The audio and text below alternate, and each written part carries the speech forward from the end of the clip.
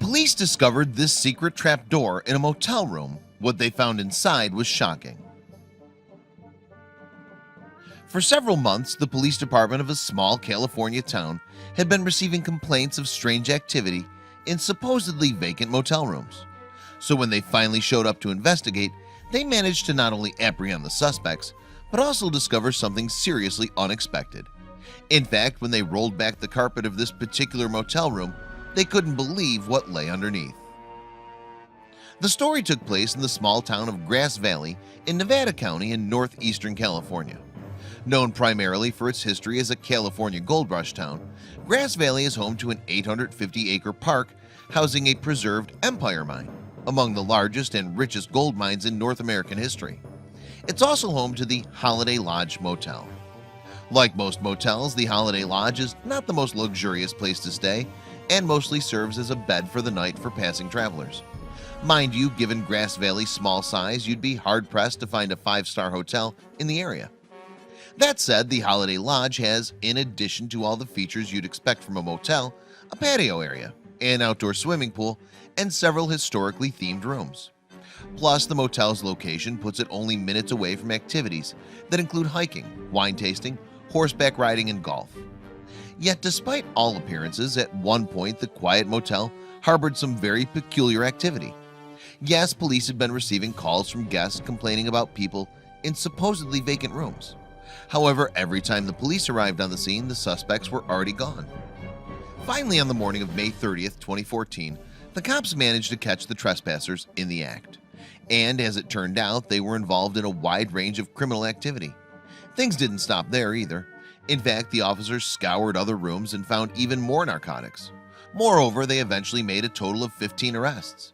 But that was just the tip of the iceberg.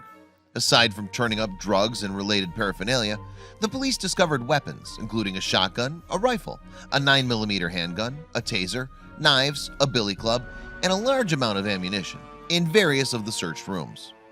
For a town of only 13,000 people, this was quite the drug bust.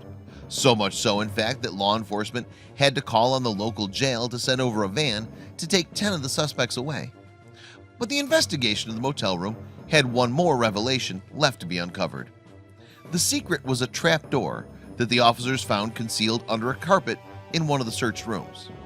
The mysterious door led to a maintenance garage lying underneath the motel, and it allowed access to a crawl space between the garage and the motel floor. Police believe the space was used to conceal the guns and drugs found in the initial search and was also likely used as a hiding place for the criminals.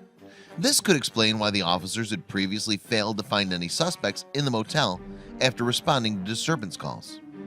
14 of the suspects, who ranged from 22 to 45 years old, were arrested on charges including resisting arrest, possession of weapons, drug paraphernalia and drugs, and violation of probation. One of the accused was also charged with being under the influence of a controlled substance. In addition, law enforcement arrested Dawn Olson, the motel's manager, on suspicion of criminal conspiracy and of allowing the property to be used for the distribution and consumption of illegal drugs. And although she denied the charges, Olson did admit to knowing about the trapdoor and told police that a former employee had built it before it was sealed up. But the police didn't buy her story. The manager was facilitating the activity by letting people stay in the rooms off the books, Sergeant Steve Johnson told the Union, a local newspaper. He also revealed that drug activity had been reported in other Grass Valley motels.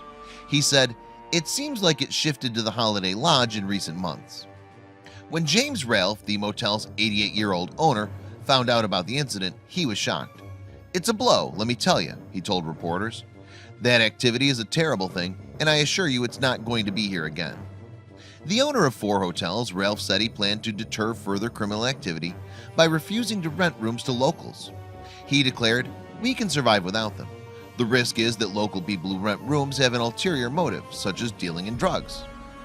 As for the manager's supposed involvement, Ralph said that he'll leave the decision as to whether she should be fired to his daughter, Janet, who's the motel's current manager.